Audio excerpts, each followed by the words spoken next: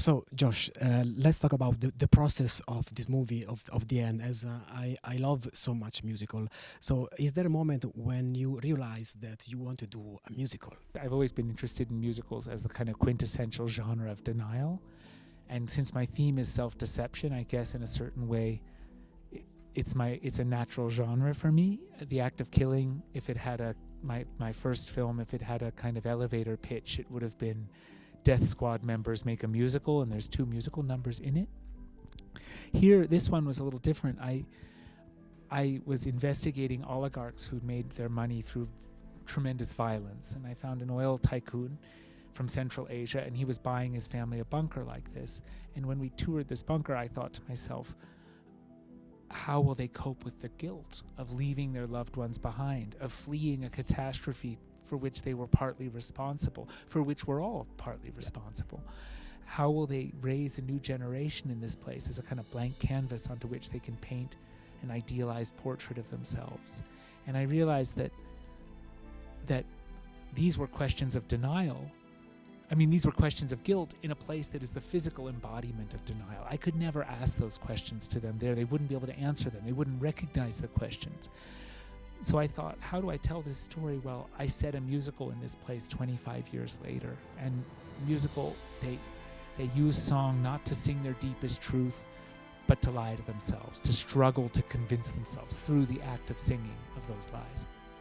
Wonderful. So I saw a lot of reference of other musicals. I saw La La Land. Do you have your reference? I don't think you saw La La Land. No. In a dancing scene, maybe something like the But move. maybe you saw in La La Land, maybe La La Land and the end share. Maybe we share. I don't know. Umbrellas of Cherbourg and Les Demoiselles de Rochefort, and Oklahoma. And I mean, these are 2 homages in a way to the great American musical. Okay. To the Golden Age musical. Wonderful. In fact, I love the soundtrack. Did you work to the lyrics? How was it for you to work on it? That was one of the most fun things I've ever done. But also initially it was one of the most scary, because when the composer told me for the first time, when Josh told me, sometimes you have to rhyme, I almost quit the project. And my previous films were made with death squad leaders in Indonesia, and this was over many years. This was much more scary for me, somehow having to rhyme. So I took a walk one day with my husband in the mountains in Norway, and he said, okay, you can do this. You just, everything you say to me today, make it rhyme. And I spent the whole day rhyming, and then I surrendered to it. But it was magic, because I'd write some, like the character's inner monologue, not yet rhyming, more of a kind of prose poem. Yeah.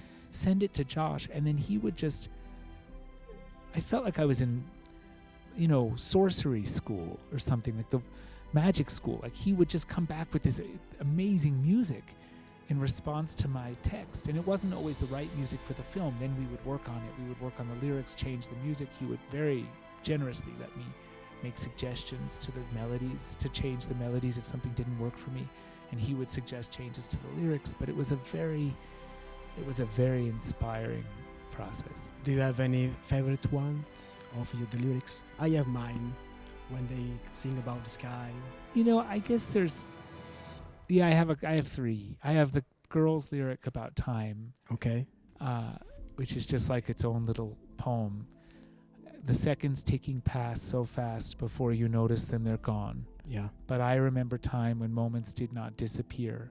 When I close my eyes, a single breath can go on forever. So how few breaths we might have left meant nothing much at all. I love also the father's lyrics about like the big blue sky. It's so absurd. It's almost senile what he sings. Even to think about, he becomes completely incoherent.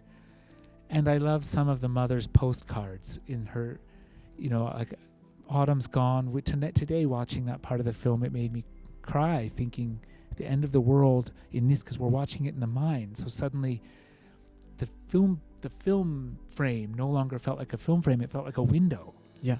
And I thought, she's singing, autumn's gone, winter's here. Our whole world smells of cinnamon and oranges. And we're sitting all together in this mind that smells of diesel fuel and salt. And I thought, wow, that's radical. That's amazing. I love the movie. Thank you very much. My time is up. Thank you very much. Thank you so much. Thank you.